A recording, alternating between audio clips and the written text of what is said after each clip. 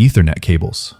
Ethernet cables were created in the 1970s to connect computers inside the same building, long before Wi-Fi existed. Ethernet cables are the most common internet cables used in homes, offices, schools, and data centers. They are made of copper wires twisted together to carry data as electrical signals. The twisting helps reduce noise and interference, similar to how noise-canceling headphones block unwanted sound. Whenever you connect a router, switch, computer, server, or gaming console using a wire, you are almost always using an Ethernet cable. The main Ethernet types you need to know are Cat5e, Cat6, and Cat6a. Cat5e supports speeds up to 1 gigabits per second over 100 meters and is still widely used. Cat6 is better protected from interference and can handle faster speeds over shorter distances. Cat6a is designed for business and enterprise networks and can support full 10 gigabits per second speeds over the entire 100-meter length. Ethernet is popular because it is stable, fast, affordable, and very reliable. That's why companies use it for servers,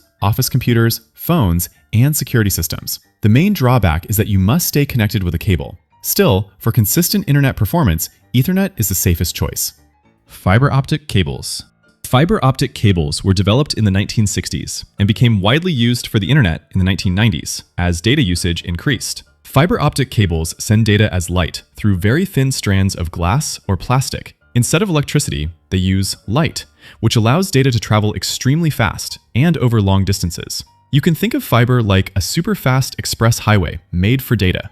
This is why fiber is the backbone of today's internet. There are two main types: single-mode fiber and many-mode fiber. Single-mode fiber sends light through one path, allowing data to travel very long distances. This is what internet providers and large data centers use. Many-mode fiber sends light through multiple paths and is cheaper, but it only works well over short distances, such as inside building. Fiber is very fast, secure, and not affected by electrical interference. That's why most high-speed internet connections today are fiber-based. The downside is cost and installation difficulty. But when speed and reliability matter most, fiber is the best option available. Coaxial cable. Coaxial cables were invented in the early 1900s and were later used for television and internet connections.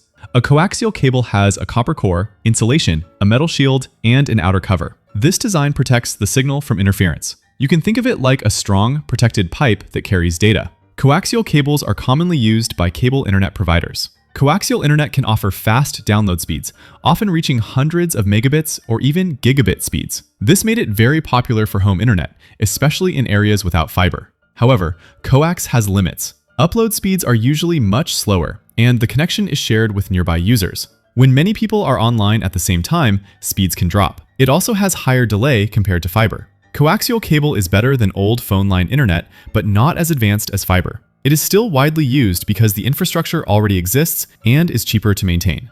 Telephone line cable. Telephone copper lines were first built in the late 1800s and later reused to provide internet through DSL. DSL uses the same copper wires that were originally meant for phone calls. Instead of replacing them, internet providers use these lines to send data along with voice signals.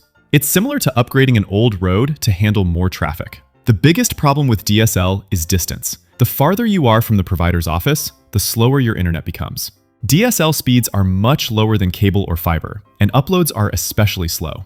The main benefit of DSL is availability. Because phone lines already exist almost everywhere, DSL was easy to roll out. Each customer also gets a dedicated line, so speeds are not directly shared with neighbors.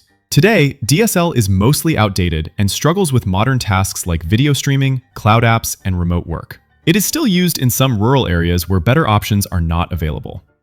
Undersea internet cables.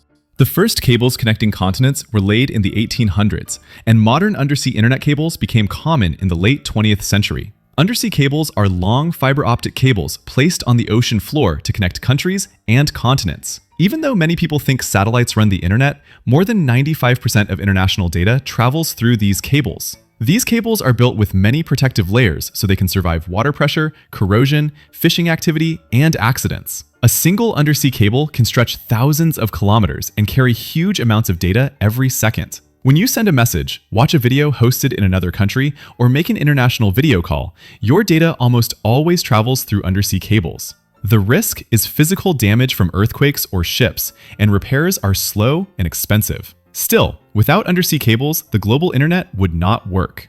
Cables show how data travels, but they don't explain how the internet actually works. To understand this, click on the video you see on your screen.